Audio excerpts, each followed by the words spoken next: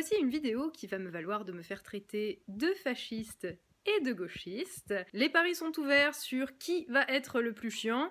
Je parie sur les insoumis. Bonjour, bienvenue dans cette vidéo. Pas du tout la vidéo avec laquelle j'avais prévu de rentrer, littéralement, puisque c'est la période de la rentrée.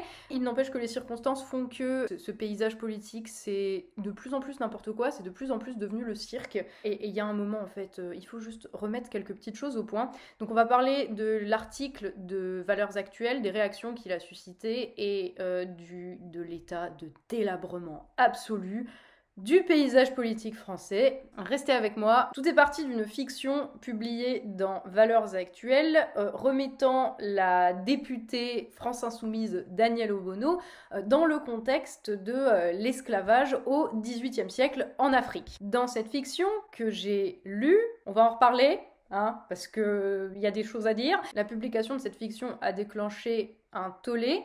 Pas tant à cause du contenu de l'article, parce que je sais pas combien de gens l'ont lu en vrai cet article, mais à cause des illustrations qui montrent la députée Danielle Obono, donc avec des chaînes autour du cou réduites en esclavage. Rien que pour ces images, déjà, Danielle Obono pourrait sans doute porter plainte, je sais pas si elle va le faire. Les réactions que la publication donc des images associées à cet article a déclenché, ont été aussi mongols que l'article. On va y revenir, et notamment je pense à la réaction de Jean-Luc Mélenchon, mais on va revenir un petit peu sur tout ça. D'abord, le fond de l'article de Valeurs Actuelles. Valeurs Actuelles a publié un communiqué pour s'excuser d'images qui, sorties de leur contexte, donnent effectivement une image qui peut choquer, blesser, perturber, etc.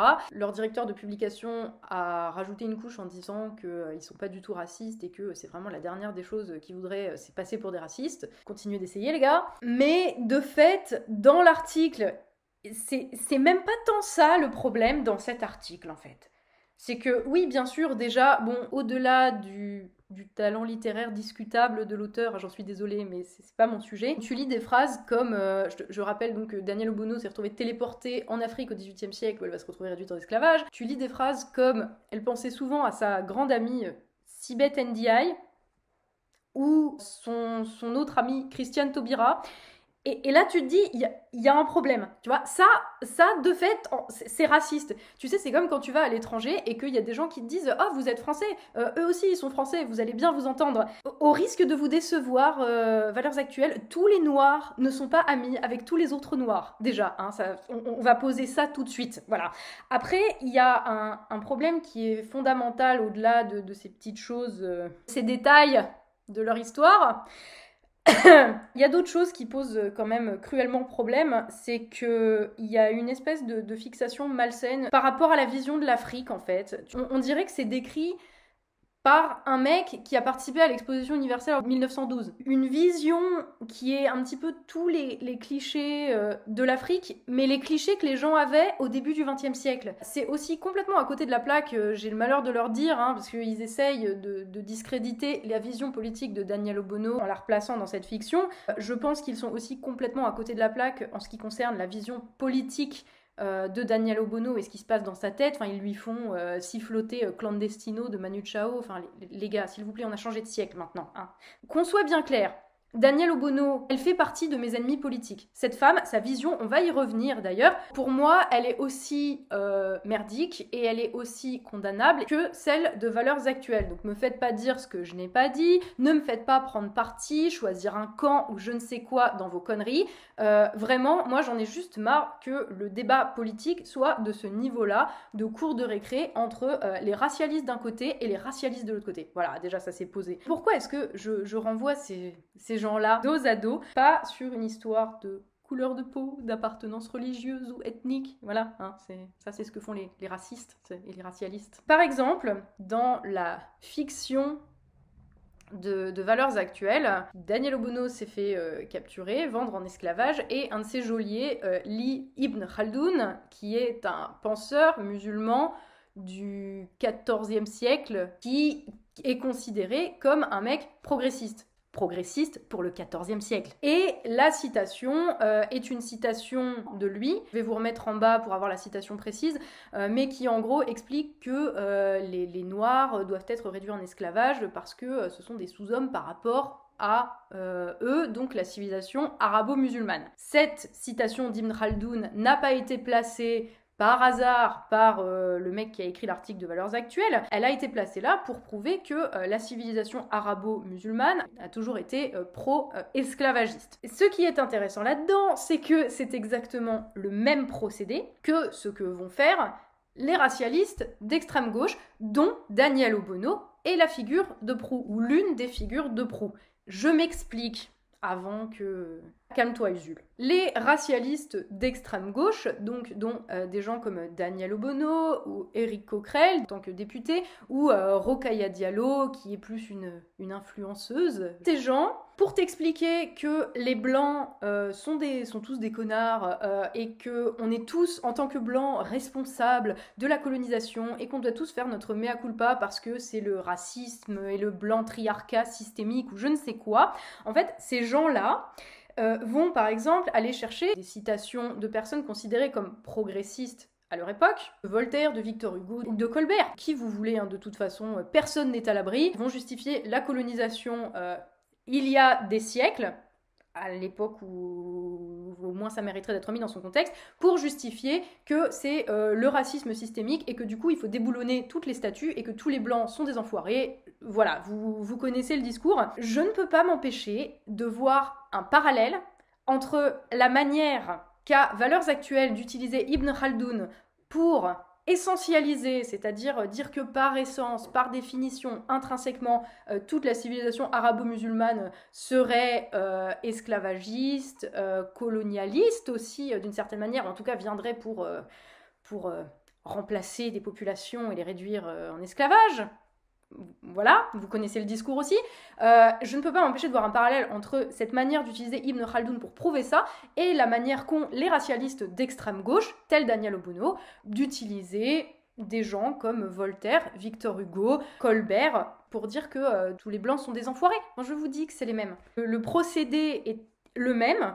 Il vise à démontrer la même chose, simplement du point de vue du camp d'en face, tu vois, c'est tout. D'un côté, tu as, parce que l'article de Valeurs Actuelles, c'est ça, hein, à la fin, Daniel Obono, elle se retrouve dans un couvent, hein, désolé pour le spoiler, hein, excusez-moi, vous irez lire l'article, voilà, hein, ça fait 5 pages. Donc Daniel Obono, qui a été réduite en esclavage dans la méchante Afrique, faite de méchants noirs, avec des méchants esclavagistes arabes, voilà, elle se retrouve sauvée littéralement par un chevalier de Notre-Dame de la Merci, avec une cape blanche, ça s'invente pas. Et elle se retrouve dans un couvent où elle voit Jésus, et voilà, du coup, donc t'as la société des gentils blancs chrétiens, hein, au XVIIIe siècle, et la méchante Afrique, où les Arabes et les Noirs se réduisent les uns les autres en esclavage, comme des sauvages, avec en plus cette espèce de fantasme hyper malsain sur l'Afrique, donc t'as ça d'un côté, et de l'autre côté, tu vois, les racialistes de l'extrême gauche, les indigénistes à la Obono, qui vont, pareil, totalement,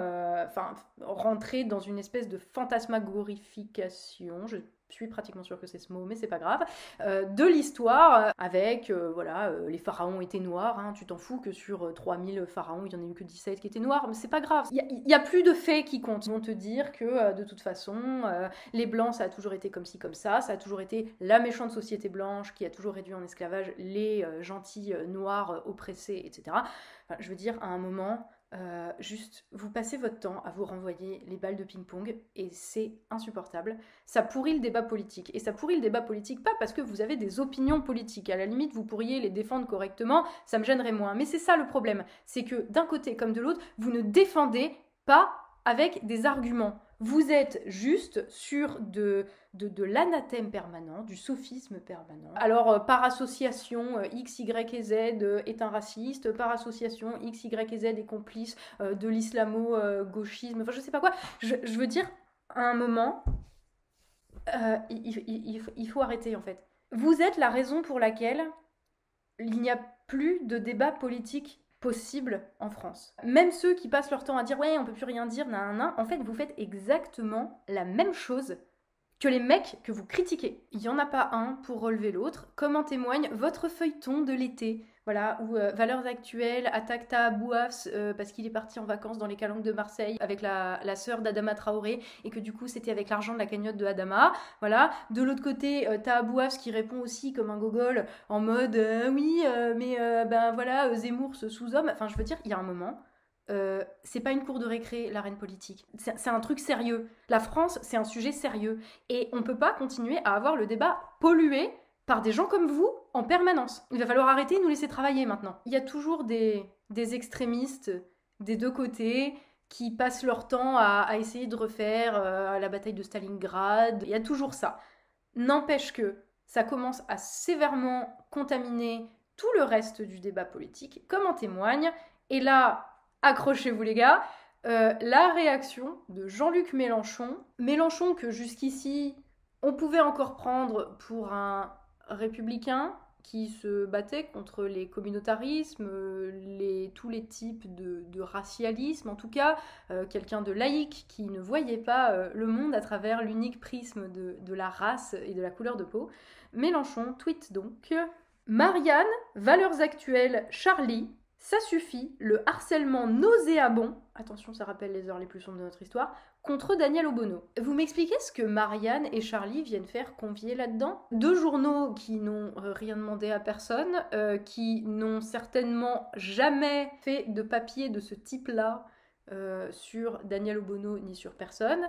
D'ailleurs, le journal Marianne, par la bouche d'une de ses éditorialistes, je me demande même si elle n'est pas rédac chef, c'est Natacha Polony, qui dit mais attendez, nous on critique Daniel Obono, pas sur la couleur de sa peau, on critique sa position politique. Sous-entendu, on critique le caractère communautariste défendu par Daniel Obono, qui va à l'encontre de la philosophie laïque et républicaine. D'ailleurs, la preuve, comme le dit Natacha Polony, d'ailleurs la preuve c'est qu'on critique aussi bien Éric Coquerel, qui est aussi député insoumis, très proche de Jean-Luc Mélenchon. Éric Coquerel, grand pourfendeur du sexisme devant l'éternel.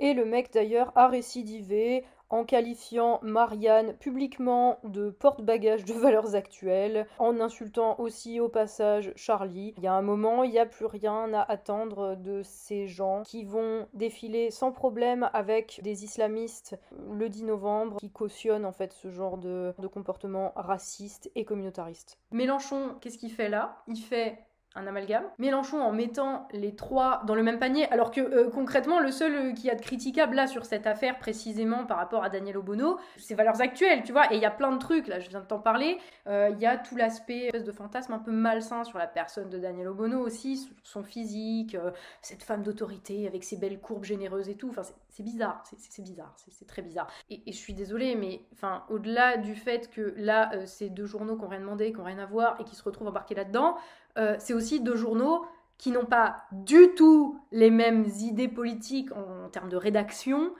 que Valeurs Actuelles. Excusez-moi, Marianne, qui est un journal, un hebdomadaire républicain, de gauche, en tout cas, ce qu'on peut appeler la gauche, je ne sais pas, mais c'est un autre débat pour une autre vidéo, laïque, qui va réaffirmer les valeurs de la République universaliste, ça n'a rien à voir avec le journal, certains diront torchon, d'extrême droite, qui est Valeurs Actuelles. De même, Charlie Hebdo, je rappelle que c'est le journal qui a vu quand même de ces journalistes se faire mettre une balle dans la tête parce qu'ils avaient dessiné des caricatures du prophète. Dans l'affaire, c'est pas parce qu'ils étaient racistes. Hein. Charlie, Marianne, qu'est-ce qu'ils viennent foutre dans le même sac que Valeurs Actuelles? Pourquoi est-ce que Mélenchon fait ça? C'est pour les déshonorer, donc par association, pour dire en gros, oui, bah voilà, Valeurs Actuelles attaque Obono, Marianne attaque Obono sur ses idées, mais on s'en fout, c'est pas grave, c'est pareil. Charlie attaque les idées aussi de Daniel Obono. Au passage, la semaine précédente, Charlie a fait un papier sur les universités d'été de la France insoumise où étaient conviés tout un tas de personnes qu'on pourrait qualifier d'indigénistes, racialistes, racistes de l'extrême gauche dans ces conférences. Voilà, comme si c'était maintenant la ligne de la France insoumise. Je veux dire, peut-être que ça a à voir avec ça, tu vois, mais c'est pas du harcèlement, ça. Ça, c'est une analyse politique, une critique sur le fond. Des articles qui disent on n'est pas d'accord avec ce que défend Daniel Obono et avec ce que défend Éric Coquerel et avec les déboulonnages de statuts, le changement de titre de certains livres, la censure de certains films, j'en passe et des meilleurs. Ça veut pas dire que tu es raciste. Mais Mélenchon, lui, ce qu'il dit, c'est ça. C'est, vu que Marianne et Charlie critiquent Daniel Obono sur le fond, et la France Insoumise sur le fond, et la ligne politique, alors, comme Valeurs Actuelles, c'est un torchon d'extrême droite raciste, et qu'elle critique Daniel Obono, sur d'autres bases complètement, qui sont foireuses et pour lesquelles Daniel Obono pourrait porter plainte. Du coup, Marianne et Charlie, c'est pareil que Valeurs Actuelles. Et ça, c'est extrêmement grave. C'est comme quand je militais à gauche, qu'on me disait « Ah, t'es intéressé par les Vikings, t'es un peu d'extrême droite, toi ». Non. Comme quand tu dis que t'es pour une forme de propriété collective des moyens de production et qu'on te dit alors tu adores Staline et 60 millions de morts. Toujours pas. Et là, avec cette réaction, finalement, Jean-Luc Mélenchon a été jusqu'au bout d'une tendance qu'il avait depuis quelques années à aller de plus en plus vers une forme d'extrémisme de gauche raciste, anti-universaliste, anti-laïque, communautariste, complètement à l'américaine, et de ce fait, au final, ne se différencie plus tant que ça, que ce soit sur le fond aussi bien que sur la méthode et le procédé de discrédit de l'adversaire, en dépolitisant le débat, en renvoyant la personne à sa couleur de peau, à son sexe, à tout ce que vous voulez, mais qui en tout cas n'est pas une critique d'argument sur le fond politique. Au final, Jean-Luc Mélenchon, que ça soit donc sur le fond ou sur la méthode, se retrouve là, beaucoup plus proche de Valeurs Actuelles que de Marianne ou de Charlie. Ce qui est terrible là-dedans, c'est que Mélenchon était reconnu comme étant un homme politique qui argumentait. Tout le monde lui reconnaissait ça, même les gens qui n'étaient pas d'accord avec lui, ni avec ses idées, lui reconnaissaient une forme d'argumentation, de très très bonne qualité de débatteur. Et effectivement, pour être débatteur, il faut un petit peu aller plus loin que le sophisme, l'anathème et les attaques ad personam, qui est devenu limite la norme dans le paysage politique français, et moi c'est ça qui me désole. Là où autant j'attendais rien de Valeurs Actuelles, parce que c'est pas des journalistes quoi, ils font juste une succession de faits divers, et encore ils sélectionnent les faits divers qui vont prouver leur point de vue idéologique. Je m'attendais pas à un développement argumenté et raisonné de la part de l'extrême droite pour discréditer l'extrême gauche. De toute façon, comme je disais tout à l'heure, ils passent leur temps à se renvoyer la balle. Mais de la part de Mélenchon, tu vois, on pouvait quand même s'attendre à quelque chose d'un peu plus intelligent, d'un peu plus raisonné, d'un peu moins con en fait, excuse-moi, mais d'un peu moins Twitter. Et peut-être qu'il passe trop de temps sur les réseaux sociaux, je ne sais pas, mais en tout cas, moi, ce qui me fait flipper, c'est qu'un mec comme lui, aujourd'hui, contribue à appauvrir le débat politique, parce que moi c'est ça que je fustige, c'est que j'en ai marre que le débat politique, ce ne soit plus de la politique, que ce soit que des histoires de personnes, des trucs d'ego, des petits buzz et des conneries, voilà, et c'est ça que je fustige. C'est con, là je vote plus pour lui depuis un petit moment, mais j'ai rejoint son parti à l'époque, le parti de gauche, en 2012, et c'est ça qui m'avait parlé chez lui, c'était que justement, c'était le gars, il relevait le niveau, il te prenait pas pour des cons, et il te parlait, en fait, il t'expliquait des choses de la politique. Après, encore une fois, t'avais le droit d'être d'accord ou pas. Et t'avais l'impression quand même, malgré tout, quand tu l'écoutais ou que tu le lisais ou quoi, de ressortir de ça un peu plus intelligent que quand t'étais rentré. Voilà, et moi, c'est ça qui m'a plu de base chez Mélenchon. Après, je suis partie pour tout un tas de raisons, j'en ai déjà parlé dans des vidéos, on s'en fout, tu vois. Mais ça, tu vois, déjà, le délire sectaire, indigéniste, je suis partie avant que ça devienne, que ça soit là. Et je suis tellement, tellement contente de ne pas être restée dans ces limbes. Mais en tout cas, voilà, je m'attendais pas là, tu vois, même si je vote plus pour lui et que j'attends rien de lui, pas plus que de Valeurs Actuelles, mais pour d'autres raisons, je m'attendais pas en fait à ce qu'il contribue au débat public de manière aussi médiocre et que au final on se retrouve avec un débat public qui, au lieu d'être sérieux, ressemble de plus en plus à Twitter, mais le mauvais aspect de Twitter, pas le partage d'informations, juste la guerre des tranchées, l'agressivité permanente. Très honnêtement, vu le niveau, parce que là j'ai parlé de Méluche parce que c'était sur ce sujet-là, mais en vrai, regarde-les à la télé se comporter de plus en plus comme des SJW de Twitter, SJW de gauche ou SJW de droite, de toute façon c'est la même chose. Ces gens pourrissent tout. Je reste persuadée qu'il y a une énorme majorité de Français qui aujourd'hui dans ce pays veulent que les choses aillent bien, voudraient que les débats politiques aient un petit peu de profondeur, que ça arrête d'être des accusations de tu m'as critiqué politiquement, alors c'est du harcèlement parce que je suis une femme. Ras la casquette de ce cirque médiatico-politique qui ne va certainement pas nous aider à nous sortir de la merde. En attendant, c'est toujours les mêmes qui prennent, pendant qu'on est forcé de regarder ce spectacle débile. C'est insupportable. Je déteste 2020. Merci à toi d'avoir regardé cette vidéo. N'hésite pas à me dire ce que tu penses de tout ça dans les commentaires. Est-ce que c'est moi qui hallucine complètement ou est-ce que la twitterisation, on va dire, du débat politique est quelque chose de réel et que toi aussi t'en as marre? N'hésite pas à faire part de tout ça en commentaire. Merci à tous ceux qui m'ont soutenu dans les mois qui viennent de s'écouler, qui ont été très très difficiles. Je vous dis à très très bientôt dans une nouvelle vidéo et d'ici là, bien sûr, surtout, prenez soin de vous.